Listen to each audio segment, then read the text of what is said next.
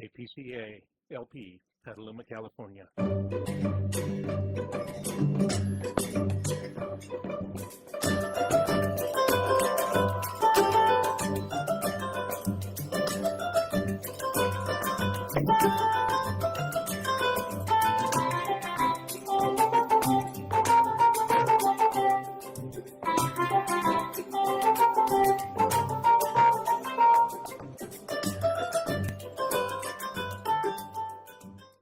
Well, good afternoon, Petaluma. Greetings, greetings. If you've heard that music, you know what this is. This is two Mooks and a mic. Well, once again, folks, today actually it's going to be one Mook and a mic and a special guest. Our co-host Jim Thomas is still on assignment in Portugal, that lucky dog, sending back some very nice photos to us, to the Mooks, to enjoy. I'm your host, Matt McGuire. Thank you for tuning in. We have a special guest today, Jane Hamilton. Jane Hamilton is the executive director for Rebuilding Together Petaluma.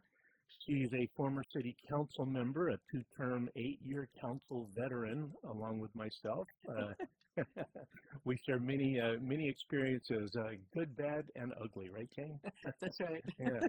So we're going to run through a little bit of the political news of the week, and then, we're going to talk to Jane about rebuilding and all kinds of fun stuff like that. So the big news this week, of course, is the Mueller report was mostly released by Attorney General William Barr, somewhat redacted, but, no big surprises there. In fact, for myself personally speaking, I would say there's a big disappointment. And the big disappointment is that really, I don't think Mueller really did the job. I don't think he finished his job. There's ample evidence in the report that Trump tried to stop the investigation and his part in his campaign's part in the Russian attempt to skew the election and impact the election. Clearly, there's lots of evidence that he tried to obstruct the investigation. And, there are many people who have gone to jail for their part in it, for lying, et cetera. But the practical matter is that Robert Mueller never actually got Donald Trump to sit down under subpoena, under oath, and testify. He let him answer written questions, which basically were answered by his attorneys, who subsequently, in response to a lot of the questions, actually 30 times, I think, or maybe it was 31 times, said, "I don't remember." Isn't that the classic defense of a scoundrel, right? Now, Trump did frantically try to thwart the investigation. There was a massive effort on the part of Russia to influence the election in efforts to help Trump get elected, and, they succeeded.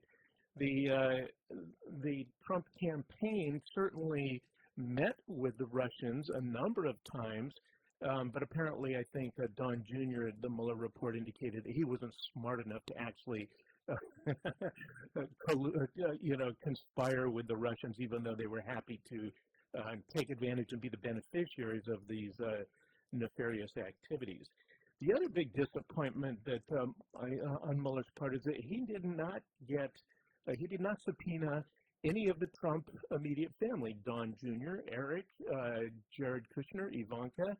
Those are all people that had a direct hand in the campaign and actually should have been subpoenaed, because there's no law that says that even if a sitting president might be immune from prosecution while he's a sitting president, there is no law that says the president's family is immune.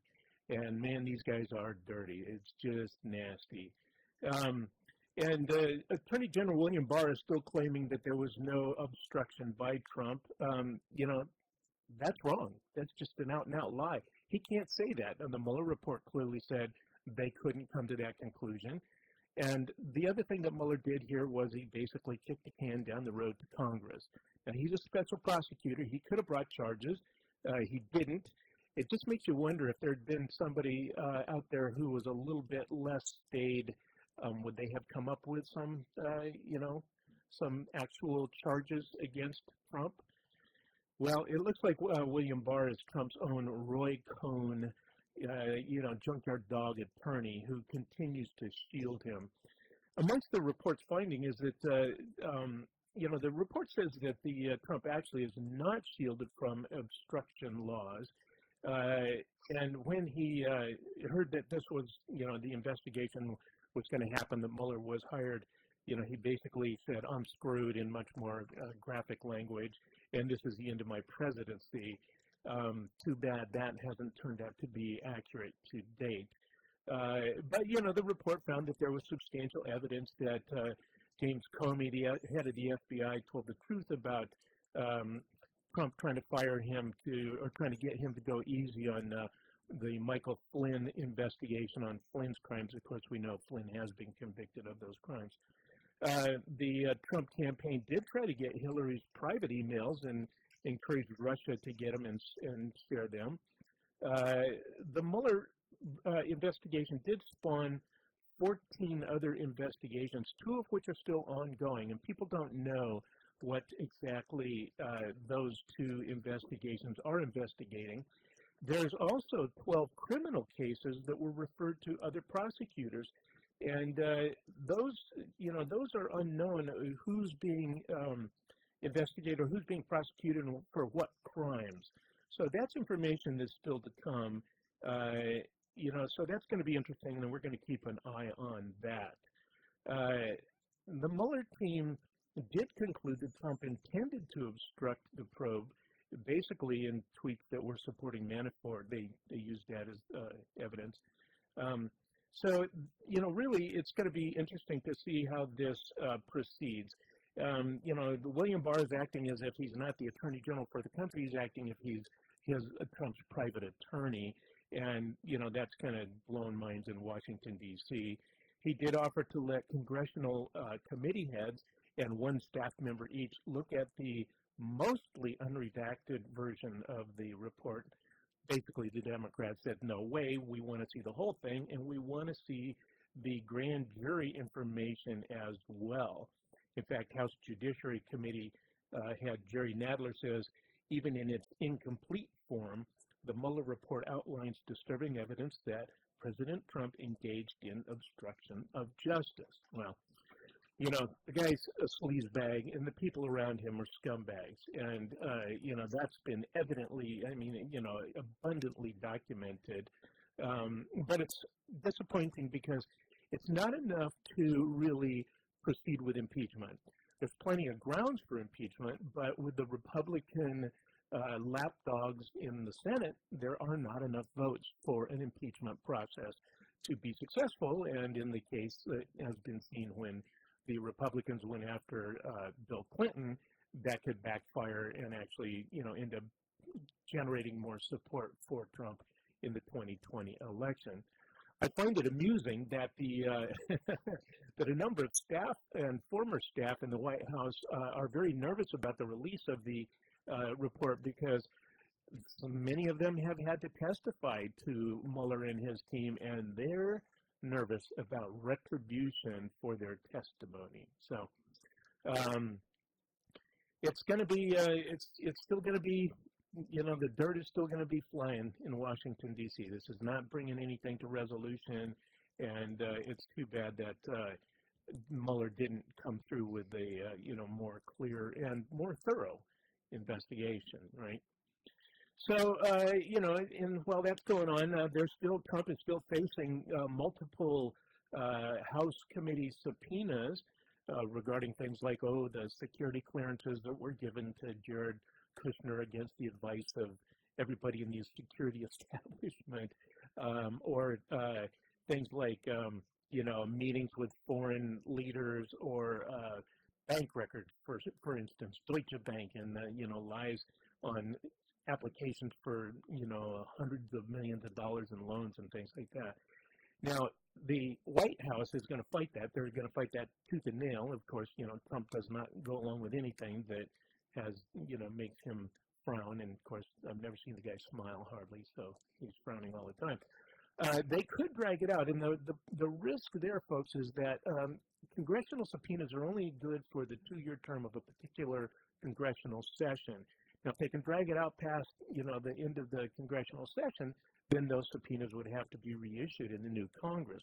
However, some of those subpoenas are going to places like Deutsche Bank and various banks that the Trump organization has done business with, and those people know that those subpoenas are mandatory to respond to. And so there could be information coming out possibly as soon as a number of weeks, if not months, but possible even, more quickly than months. So that would be interesting to see what comes up on that, because that's really got to have a lot of, the New York Times did that very in-depth investigation into the Trump administration, or the Trump organization's business dealings, and they came up with tons and tons of information that looks pretty damning. So we'll keep an eye on that. And then of course Trump's up to his usual sleazebag tricks. I mean, he's like tweeting lies about Representative Ilhan Omar that just is attacking women, Muslims, anybody that is the object of his ire. And the guy is just an old white bigot, and that's causing an uptick in death threats against Omar, and also Alexandra Ocasio-Cortez, thank you. And really, that's just poisoning the atmosphere in the country today. So, we're sick and tired of that. We need to resist and fight against that.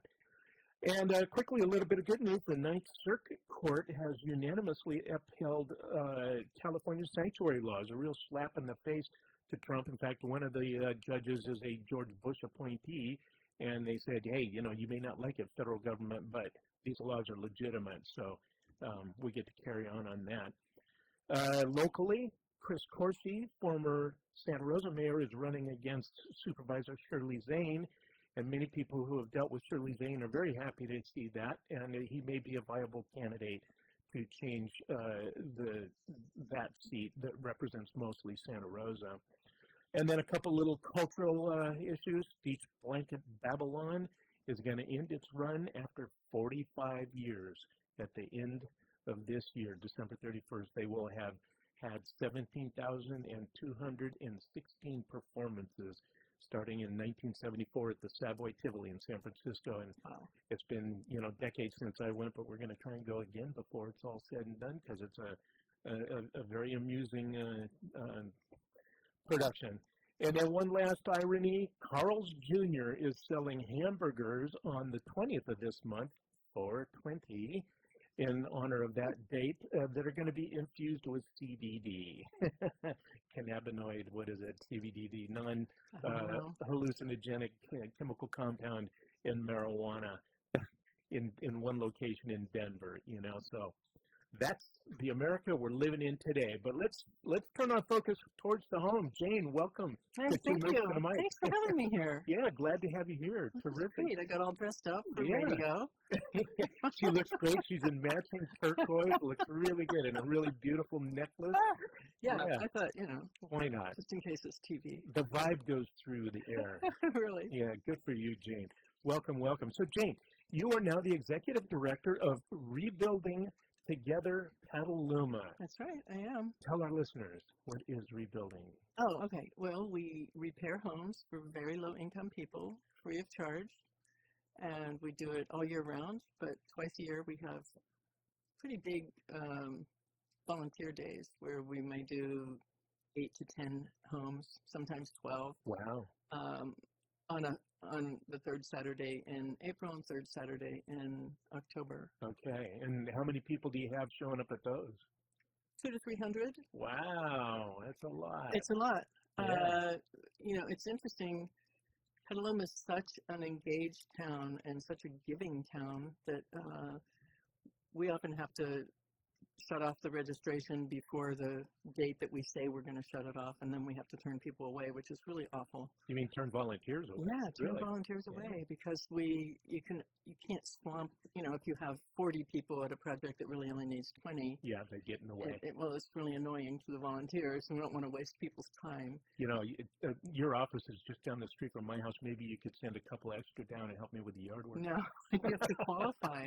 Oh, You have to qualify financially, and we go by a income chart that HUD releases every year for our area. So what's considered low income in our area is you have to be low income. Most of the people that we help they have low income, very low income, and extremely low income. Almost all the people we help are extremely low income. And about what are those annual incomes amount? Those are under $16,000 a year. So that's really people. And what is low income? I think it's 30 something. Okay. But I'm not sure because I don't do the intake interviews. Right. So I just don't have that number. But it's people who really. So it's not just being low income. You also need to, and we aim at seniors. Okay. So we're seniors. If you're 37 and you're unemployed, and then you appear to be low income because you're unemployed, we're probably not going to help you unless you're disabled. So generally it's seniors and disabled and people who are disabled, and almost everybody that we help is disabled in one way or another, that have a heart condition or a physical mobility issue.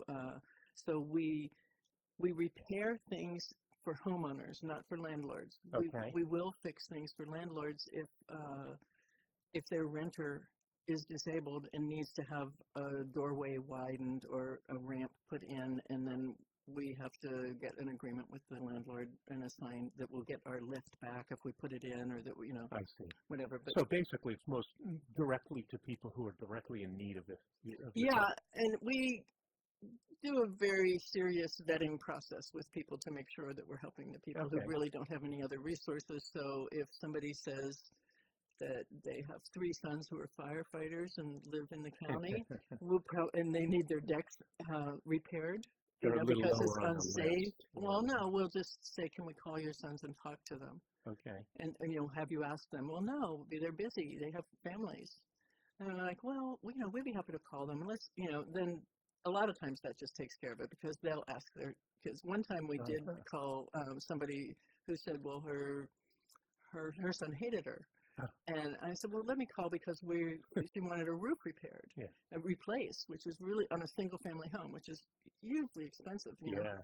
And so I said, well, I need to call anyway because we don't go and work on somebody's home and not let their family. We want their family to know what's going on, because it can be alarming to a family member that strangers are coming in and doing things. Yeah. And her son didn't hate her at all, and he paid for half the roof.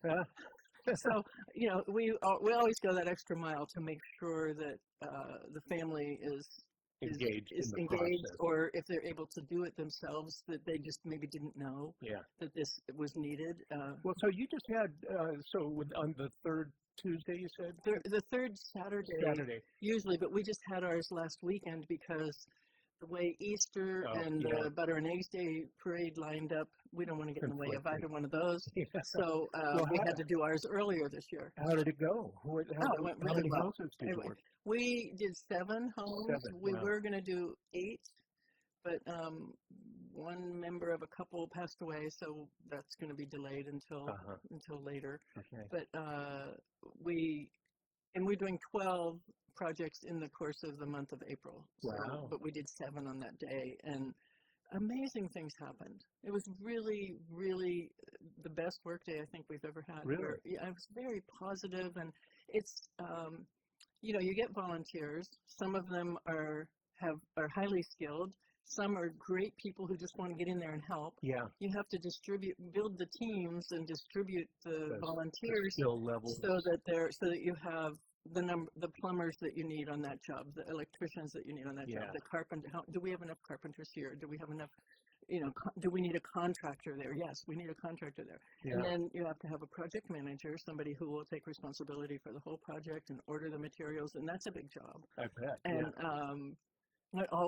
Everything worked beautifully. So what's like the biggest thing you did? I mean, did you rebuild walls or put on a roof, or what's the largest task? Well, we replace roofs, but we don't have volunteers do that. Okay. We don't want to put volunteers on roofs. Okay. We replaced a roof in your neighborhood. Good. But we, you mean on this last work day, what was the biggest thing? Yeah. It'd be hard to say. We've been working in a man's home who's 60 years old, and he had a spinal injury when he was 16, so he's quadriplegic. Uh-huh. And we've worked in his home 2 other times, so this is the third and final one. But we did demolition for a bathroom, but we haven't. We're going to replace his shower so that he can have a wheelchair accessible shower. So we have been systematically creating accessibility in his home, and he's never lived in an accessible home all these years, and he didn't really even know what he needed. Just that, well, he knew he wanted a shower. He really wanted to be able to take a shower. Yeah. But it took us a while to mobilize for that. But when we went in, we realized, wow, he had a ramp to get out the back door, but that was really just kind of sketchy. So we put in a lift and rebuilt his front porch. So his front entry, he can go. He said it was the first time in his life he's been able to go out the front door. The coolest thing about it to me, I mean, we did a lot of things: lowered cabinets, put in a lower sink at the kitchen. You know, he has a regular kitchen sink, and then we put another one in on the back, like where you would. It could be like a bar sink. Yeah. So we made that lower, and so that he can get access and get himself a drink of water or something. So he had a garage full of stuff. We had a volunteer day where one of the things we did was clear everything out of that garage. He had woodworking tools and big chunks of wood, and he said, "No, I'm keeping those. Don't throw those away because I'm gonna make things." And you know, when you're quadriplegic, I guess it depends on what nerve on your spine was damaged, with how much mobility you might have on your arms. So we went a month ago, and he showed us all these things. We made an accessible woodworking shop, like a workbench, and and he showed us these knife cases and sheaths, knife handles and sheaths that he's made out of walnut that are absolutely beautiful. Just since the work you guys did to make it. Yeah, since last. I guess it was last October. So since it must be very gratifying. Oh, that is just. I was on cloud 9 when we saw everything that his sister and his sister's husband and had done to help take what we did and move it to the next level. It's amazing. His life is, and he just said, I mean, every time we talk to him, he gets tears in his eyes. He just says, "You gave me back my life. This is amazing. I get up in the morning and forget the coffee. I want to get out to my workshop and figure out what I'm going to be making." Good for him. Good for you guys. That's really great. And so how many houses do you do in a year typically? Between 50 and 60. Wow, that's pretty good. And some of them maybe just replacing a few steps. Sure. Another one. A paint job or something. Well, we're not so much cosmetic, it's more health and safety. Okay. So we're trying to address health and safety. If we're there for health and safety issues and we have a bunch of volunteers, we'll probably paint too and do cosmetic things. But we usually just don't go over and say, oh yeah, your house looks bad. We should, we'll paint it for we you. should paint it for you. It's more serious things than that. The one couple called us and they said their roof was leaking, and we went over, and the man had 2 artificial legs. And his wife was sick, and he was sick, and they had buckets hanging from their ceiling on hooks to catch the drip. The water was right over their bed. Oh boy! And so, that makes you feel really good to say, "Oh no, we can take care of this. Yeah, it'll get done right away." Wow! So that's really, really awesome. And the city of Petaluma has. Wonderfully allocated a portion of the community development block grants that they get through HUD to Rebuilding Together Petaluma to ensure that there'll be some place for homeowners to go who can't afford to make their homes safe and healthy. So that's part of your funding source. What are other funding sources, Jane? I mean, I assume people are banks and businesses. Top Speed Data Communications, Wells Fargo. Are writing checks to you? Yeah, Sears, Lowe's, Friedman's. And lots and lots of grants. HGTV. I'm just basically a grant writer. Uh-huh. I always say I make the money, and then Victoria spends it. She's the program director. you know, but You go out and corral that yeah, money. yeah, yeah. Yeah. I'm a money raiser. Yeah, But good. you know, but the money's one thing, and then the skilled volunteers. Yeah, the volunteers. You are- can't do this without all your volunteers. So that we always say that for every dollar we raise, we maximize it 4 times because we get volunteer labor. Uh-huh. So when you have a plumber, like Roman's Plumbing, comes in and does installs all the plumbing needed at cots when we're replacing their washers and dryers with industrial washers and dryers. Okay, that really saves. That's huge. Or all new urinals at cots. So we go and help not just homeowners, low-income homeowners, but also nonprofits that serve the same constituents that we do. So Petaluma People Services Center, we've worked on their facility. We've worked on all of the COTS integrity homes. We did 2 of them this year, this April 13th. Yeah, the integrity homes, that's the shared housing that... That's shared housing that they set up for people. And where people are transitioning from homelessness to, then they're going to get support and help to get, be functional. To do their jobs and get permanent and move into permanent housing. So I don't know how long they spend in the homes, but it varies, I know. However much time they spend, they do not have time to do upkeep on the home. Yeah. And COTS puts a lot of their money. It has to go into program, and so we're their right hand. You can back partner. them up to keep things functional. Well, so are you getting are like the labor, like the skilled labor, is that mostly Petaluma people, Petaluma companies? A lot of Petaluma people, but like ZFA came and they're engineers in Santa Rosa. SC Barnes up in Santa Rosa. Who are they? They build barns and fencing and agricultural buildings. Okay. And who are some of your... That guy just saw somebody came into his office with a Rebuilding Together T-shirt, and he said, "What's that?" And then he called and said, "Can I help?" Yeah. But then Ohana Construction and who are some of the local companies that are helping you? Roman's Plumbing and Ohana Construction, and I know I'm going to forget a million people. Yeah.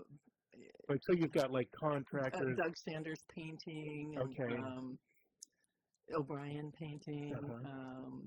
So you've got construction, painting, plumbing, electricians. McDevitt. Okay. A lot of people from McDevitt volunteer with us. Good. They usually volunteer every year. Yeah. So this is sort of like classic community charity. It is. Organization. It is. Yeah, great. I mean, so where does rebuilding come from? I mean, where did it start? It didn't start here, did it? It started in Texas. It's a national organization, so we're an affiliate. There's about 175 affiliates across the country. Started in Texas as Christmas in April. Christmas in April. And then, I remember that? Yeah. And we were on the council. I don't know if you were on the council. It started in 1996 in Petaluma.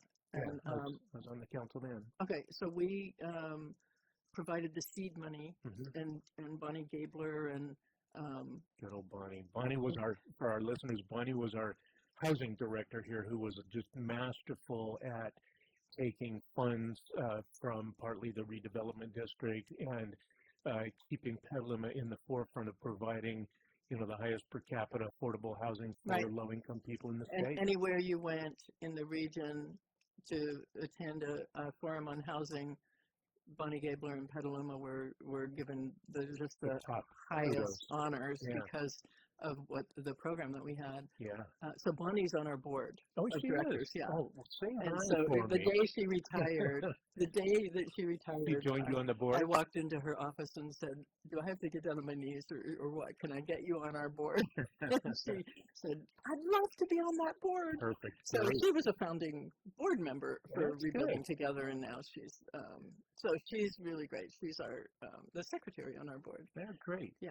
Well, give her my best. I Wow. still love that woman and the work she did and all the benefits she brought to Petaluma. I learned so much from her about how to serve a board, how to set a board up to make informed decisions. Because of we had a lot of different staff members from the city of Petaluma when we were on the council, and you might remember some of them gave staff reports where you had a million questions and you're writing all over the staff report, and they had to go back then and get the answers, and it's just not giving you enough information to make an informed decision. And Right. Bonnie's, anytime when I was reading, I just remember anytime I was reading Bonnie's staff reports, I'd think of something. Oh, I wonder if something. there would be the there would be answer. the answer in the next Exactly. sentence, and so you just never. She just kind of answered it all and set you up, and so I So learned. you understood. I and learned could so act. much about how to be a staff person for a board of directors so that they can be successful. Yeah. Yeah. Who else is on your board? I knew you were going to ask me No. that. Tim Saavedra is our president. You don't have to name them all. And Drake Cunningham and Tyler Chartier, who's an architectural photographer. Okay. These And are folks whose names I'm not familiar with, but this okay. is one of the things I love about Petaluma. There's Is just that you've got so many factions. Yeah, you've got engaged citizens on different levels and in different Yeah. applications, Yeah. and that's just really great to hear about. People have never even met doing really good stuff, right? Yeah, it's one of the interesting thing was for me. I've been doing this for 10 years, Yeah. and so one of the most interesting things for me was that a lot of the people who are longtime volunteers, committed volunteers with Rebuilding Together, were political adversaries when I was on the council. We had Oh. very different views politically, and some of them even put down money to make sure I didn't get elected to certain positions. And so then when I, took the position with Rebuilding, I'd be going through, the different jobs, visiting the different projects and see, oh, there you are. Hey, how you doing? and oh, how about you? And so it was interesting.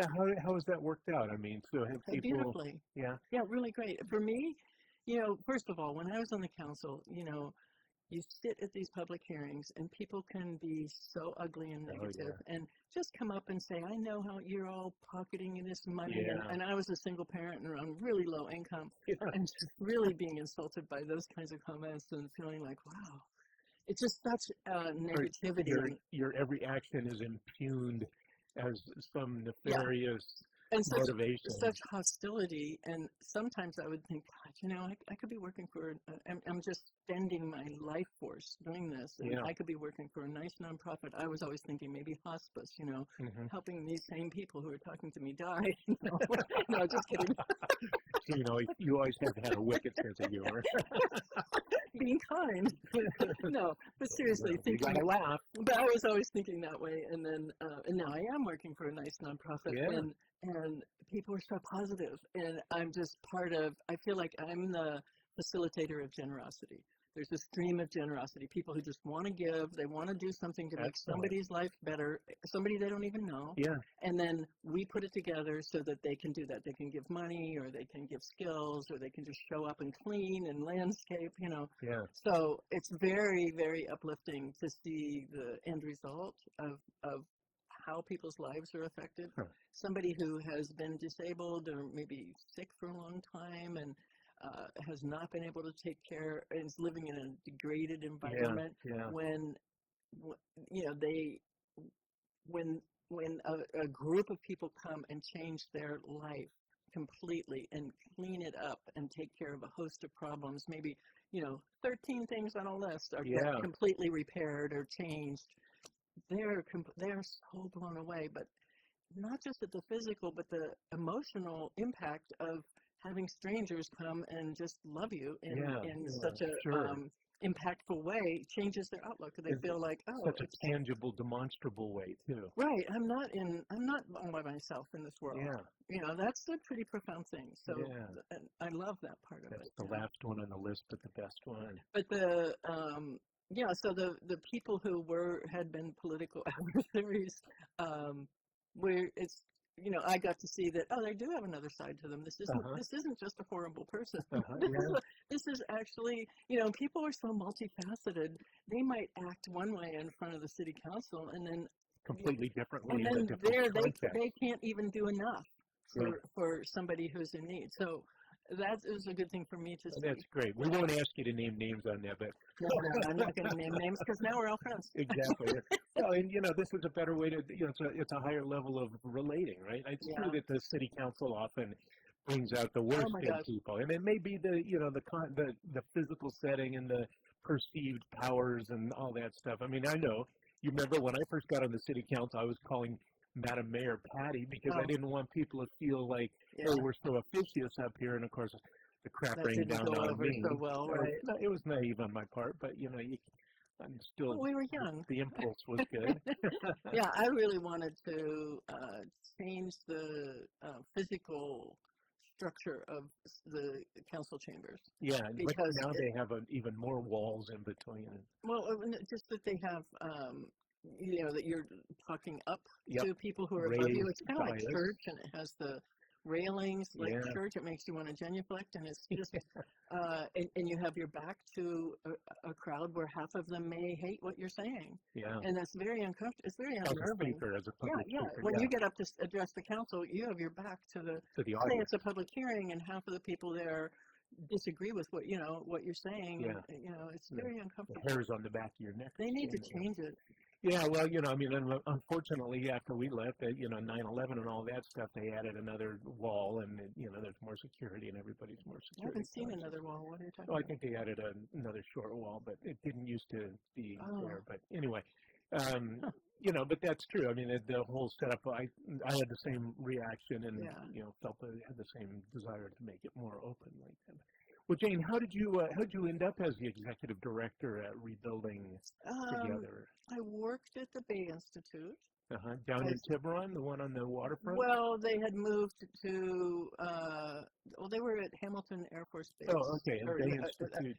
they were there, and then they work on water policy. Right. They're a for the nonprofit. Delta, and and I was their development. I was hired as their development director, but I took the job to work with Grant Davis. Right. And then a week after I took the job, he took the job with the water agency. Yeah.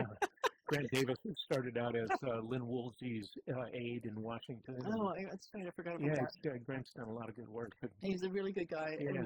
And so it wasn't the job I thought I was getting, and I didn't like it. Yeah. And I wanted to, then they moved to Novato. I just really did not like working outside of Petaluma. I'd always worked within a couple blocks of my house. Yeah. And that just didn't work for me. So I always worked on community, within the community, and I had the job with AFC where I was the community relations person, and I was, did philanthropy for AFC. Oh, and I've forgotten that. yeah, and worked with all the nonprofits, and really community-based efforts. right, and gave money away, which was really fun. A lot more fun than trying to raise it. But easier. But from that, I learned what an organization wants to see when you're asking them for money, what their needs are, to understand that you're going to handle the money responsibly, and how you'll quantify what you're doing, or what metrics you use, and all that kind of stuff. How you show results. Yeah. So that was, anyway, so the Bay Institute just was more Bay Area wide, raising money. Yeah. Which I did okay at, but I didn't enjoy it. So when the position became available for Rebuilding Together, I applied for it, and I accepted it, and I just really didn't think I was going to like it. I thought, well, at least I'll be in Petaluma, and who knows how long this will last. It's been 10 years. Yeah. So it really took me by surprise. I really thought that it just wasn't really going to be for me. But we did a lot of things to change the organization. And so were you hired as executive director? Yeah, I was hired as executive So you director. had some authority to make changes. Yeah. And So we just went, and there was a woman who volunteered on a part-time basis there, and she was she was just working there on a really part-time basis. So I hired her as the program director. Oh, okay. And then the two of us are just really a well-matched She's team. the one that is still program director. Yeah, she's still program director. We've both been there for a decade. Must be working out. It's working really well. We're just, if you have the right temperament and skill match, it can be really, we're making an amazing team. Good. Very productive then. Yeah, that's great. Cool. Well, yeah, that's good, Jane. So we're talking with Jane Hamilton, my former peer on the city council, and head of the executive director of Rebuilding Together Petaluma. So Yeah. So Jane, we had an overlap of 6 years on the city council. We both spent 8 years on the city Hmm. council, and that was a long time ago. It But really, it seems like not that long ago, I but know then when you count the years, it was a it really was a long long time time ago. ago. Yeah. But so, do you watch council activities? I mean, do you track what's going on? Do you? I do. Yeah. Yeah, I really wanted to see Kevin McDonald get elected, Yeah. and And he did. I'm asking him for about 20 years to run for council, and he finally did. Yeah. And so it was the right time for him. Yeah. And I've sometimes I go to council meetings. Do You you? know, Yeah. I'm there a lot for rebuilding together, Sure. anything having to do with housing or funding and things like that. But then I'm interested in other issues and how they develop. Yeah. How Yeah. about the tubs on stilts? Oh God, that's my favorite. It's like been You know, so controversial. it has. Public It's art, but it's a really interesting. No matter how you feel about the art the itself. tubs, Yeah. it's a really interesting study in process gone sideways. Yeah. And I just feel for everybody involved Well, because, give me your thoughts on that. well, I feel for the I mean, it's a committee. public process. It is a public process, but it's very different if you're going to put a statue Yeah. on a street, on Water Street, or if you're going to put 22 to 25-foot tall bathtubs on stilts Yeah. on Water Street and taking up the whole block and changing the way people will walk through it. And the use So of that street for that, events. yeah, and so I feel that I think that the city staff felt that, well, there's an art committee, we put a staff person on it, but they didn't train the committee, Uh-huh. really do some serious training on public process. Like outreach. Yeah, and on outreach and the importance of outreach. And of course, our city has only recently become good at outreach. Yeah. The recent goal setting session Yeah. that the city had, that outreach was fantastic. Well, it's funny because when you and I were on the council, that was something that was very important to me, was opening it up. And the council in general felt that, things were too insulated, good old boy kind of stuff. And we actually did do a lot to invite the public in. And actually to the point maybe in some cases where we went a little bit overboard. I mean, all those sewer meetings, and I mean, Right. a sewer school, I mean, went on for years, literally. Yeah. And some of the And stuff, the Central Petaluma specific plan went on for 6 years. yeah. The river plan went Or on for 6 years. The general plan update was what, Yeah. 7 years or something. Yeah. You want that input, but you have to have people that know how to run a meeting to keep things fairly tight so that the same things don't get repeated over and over Right. again, right? But and then I know also, like our Bike and Pedestrian Committee, we empowered that committee. And as Patricia Tuttle Brown noted in a letter to the City Council recently in anticipation of that goal-setting session, a lot of the committees were then sort of, over time eroded and undercut by staff Right. and the council to where they were really not effective at all. Well, and because for staff, it's Extra work. it's a lot of work. Yeah. It is a lot of work to have a committee structure, and have committees. And then to respond to direction. And, right. Yeah. So the Public Art Committee, I think, was not trained or educated properly to fulfill their role. Uh-huh. And the committee was also set up to be in charge of this money, which is now going to be close to $1 million this year. And so it's turning into a large amount of money. Yes. Without a council liaison on the committee, which it really needs to have. That's a good point. But they were given kind of an autonomy from the council in their that they would just make these decisions about where public art would go. And I can see why the committee would want to have it set up that way, so that they weren't being asked to pander to the lowest common denominator and and get chicken art or whatever. I mean, that's their fear. Yeah. But taking up all of Water Street and impacting the historic downtown has really riled a lot of people. Yeah. So that every view corridor that you can see through the downtown will have a bathtub on stilts. People really don't like it, and that process. I mean, had I been on the committee, Matt. Listen up, folks. Words of wisdom from Jane. No. Go on. No, seriously. Seriously. Last year, I would have said, hey, we need to do a different kind of process. We need to do a workshop, a facilitated workshop, and have Come up with some outlines of and what's find out acceptable and what what does isn't. the public, now that everybody's focused on Water Street, and too bad they weren't before, but they weren't because they didn't imagine that this would be. Well, and we both know that the public process, even in the most critical of issues, time and time again, people would come to the city council at the end of the process, even though it would be public and there would be outreach and there'd be notices and everything, and they wouldn't have gotten up to speed until the very end. And Right, even and then then they they're got up to upset. speed. Like, why is this going on? But and so I get that. But when there's as many people as have been upset, then that would be the time to say, you know what? We need to We're going to put this on hold. We're going to have a workshop. We're going to find out what does the public want, and we're going to see if we can match that that need or that desire. Yeah, that vision.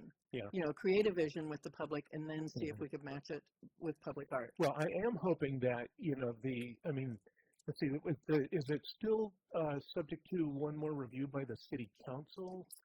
3 different people have Oh, appealed. that's right. Yeah, so it is going to go back to the decision. city It's going council. to the city council on, I just read this today, on June 3rd. Okay, and I'm hoping the city council will have read the tenor of the feelings of in town, and that, in my understanding, it is vastly hated by the majority, and that, really, it would be a mistake to proceed with it and overrule the art commission, even though I respect the people on the art commission.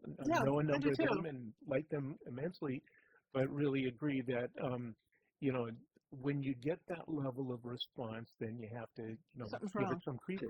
Right. Yeah. And I know, in the art world, different people have said in the paper, well, this means that it's a good piece of art because it's gotten people going. But I don't think in this case that's going to come out so good. I think it could backfire against the whole committee. I don't think that should be the primary criteria upon which to make that decision, really.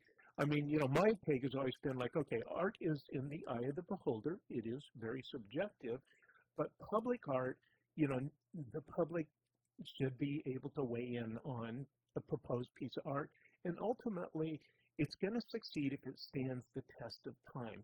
If you look at those bathtubs for 10 years floating in the air, are you going to love them 10 years from now? If you loved them from day one, are you going to love them if you hated them from day one? Well, I just don't see where it has the fundamental appeal for grace, proportion, line, motion, movement. And it's permanent. It's not a temporary installation. But because of the size and the way each one is on these tilting stilts, and then take up a lot of room on the ground, and then that changes what's safe for ADA for somebody blind who's walking. They're going to smack into a pole that's slanted. So it really should have had a review from the historic committee. And staff said that that Water Street is not in the historic district, even though it's described as being in the historic district in several places. So, but it doesn't matter if it's in the historic district or not. It's a few inches away. Yeah. So it should have been a formal review from the historic committee, a formal review from the planning commission, where the city engineer reviewed, the kinds of things that the public expects when you're doing structure. Yeah. So safety the train right of way, the rail right of way, the setbacks, none of the property owners along Water Street were notified. None of them. And invited to a public hearing, come and talk about this. So that is severely deficient. So that's you can't really blame the committee because they don't know. They just wanted to choose public art, and they're really into art. Yeah. And they just wanted to participate in their community in an art way. I've had extensive discussions with a couple of people on the committee about this, and they're passionate about it, but But they weren't prepared for. The staff, I think, hung them out to dry. Well, there you go, and that's part of the problem that Patricia Tuttle Brown was talking about in the committees. Have not been, that staff has run them the way staff wants for staff's convenience, and not for the public's benefit. And I I do hope her comments were taken into account by the city council at that I goal hope, setting I think they session. were, and they were responded to by a couple council members. Good. So that was good. Yeah, Yeah, that was a great goal setting session. good. I'm glad you went. Yeah, Me too. yeah. So I'm really, pleased with the makeup of our current city council, much more so than I have been in a long Yeah, time. me too. Yeah, and I'm looking forward to meeting our new city manager. Have you met Peggy Flynn yet? Definitely, yes, I have. I gave city council members and Peggy Flynn a tour of the Rebuilding Together projects on last Saturday. Oh, good. And Yeah. and that was really great. Yeah. And I specifically wanted her and the new council members to see what Rebuilding Together does Yeah, and what good. they as a council are supporting, because so many things it's just so positive. I Yeah. want them to see the results. Yeah, great, Jane. Nice. So what's coming up for rebuilding? Are you in good shape in terms of fundraising and volunteers? Do you need to put out a call for people? Do you want to tell people how to contact you if they I are want to tell, interested? that people who we're always scanning the community for people who need help with their homes. Okay. So we serve homeowners who are low income. So if somebody Okay. out there needs help, or somebody out there listening today Yeah. knows someone that needs help, how do they reach They out? should call 765-3944. 765-3944. That's right. Yeah. And that's the best way. And then we Okay. just start the process of vetting them on the phone. Then we send an application. Then they fill out their application, give us financial information. Then we come visit their home and talk to them about, if a person is going to have difficulty filling out an application, we'll come over and help them do it. Good. So that's the best way to start. All right, good. And although you've had to turn volunteers away, I'm sure you're always interested in We always, hearing from. always, yeah. We're always we're always working with new groups. And So even if somebody's not like a skilled carpenter.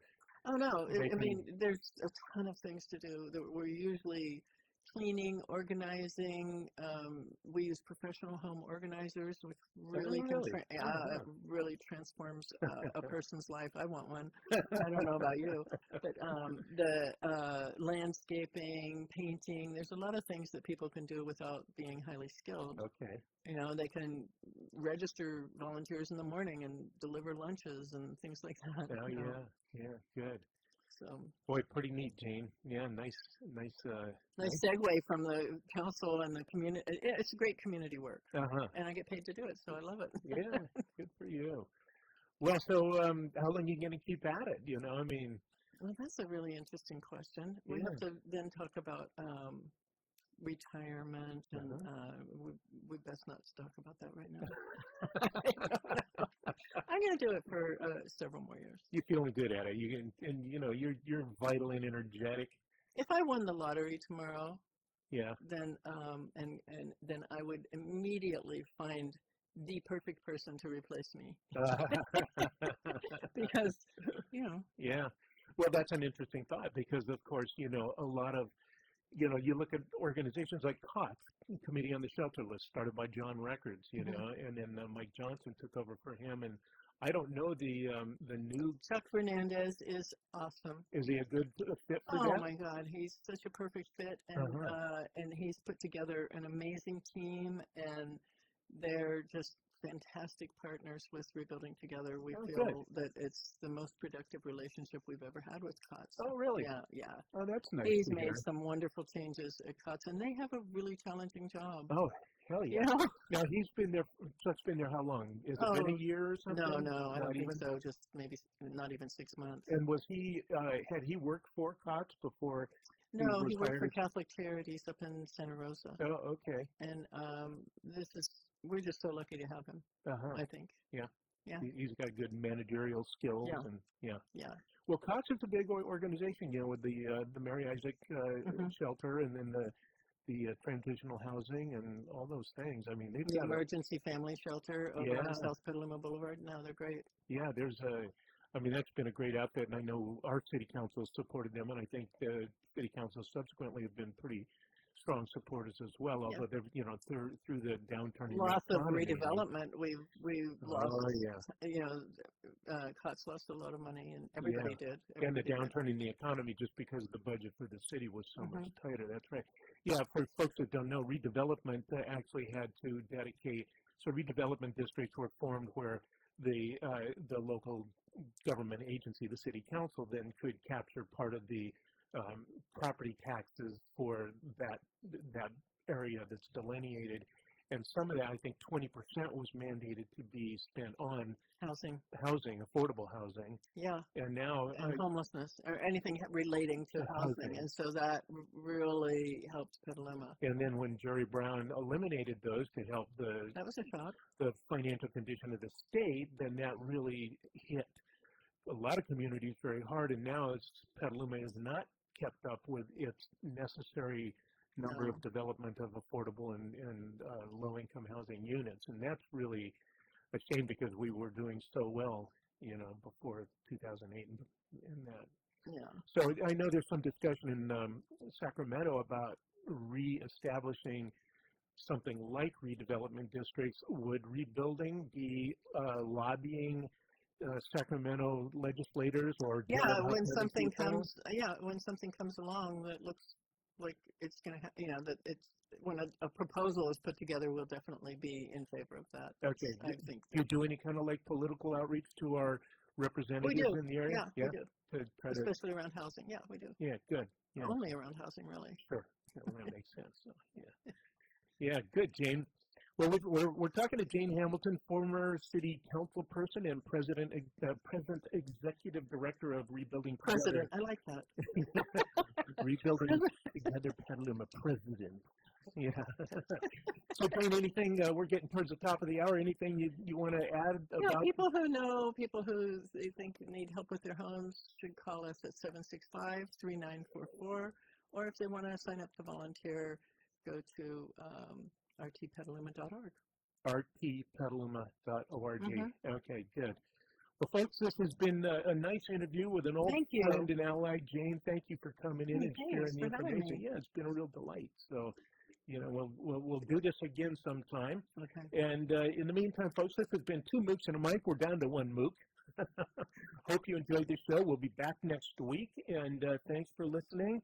Till then, go and be happy.